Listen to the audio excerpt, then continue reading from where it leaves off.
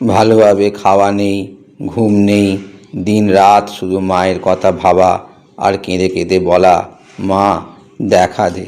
সন্ধ্যা হলে গঙ্গার ধারে মাটিতে মুখ ঘষড়ে কাঁদেন আর বলেন, মা আর একটা দিন চলে গেল, তোর দেখা পেলাম না। মাটিতে গড়াগড়ি দিয়ে মা মা বলে কাঁদেন।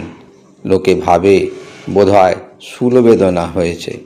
মন্দিরে মায়ের সামনে কেঁদে কেঁদে বলেন, মা সংসারের ভোগ সুখ নাম যশ টাকা করি কিছুই চাই না মা, শুধু তোকে চাই, দেখা দে মা। এমনি করে 3 বছর কাটল। মন্দিরে একদিন এমনিভাবে মায়ের কাছে কাতর প্রার্থনা করছেন আর বলছেন, এত যে ডাকছি কিছুই কি শুনছিস না? দেখা কি দিবি না? মায়ের দেখা এখনো পেলেন না ভেবে মনে খুব কষ্ট হচ্ছে। ভাবলেন, এ জীবনে হয়তো মায়ের দেখা পাবো না। তাই যদি হয় তাহলে কি হবে এ জীবন দিয়ে? এ জীবন আর রাখবো না।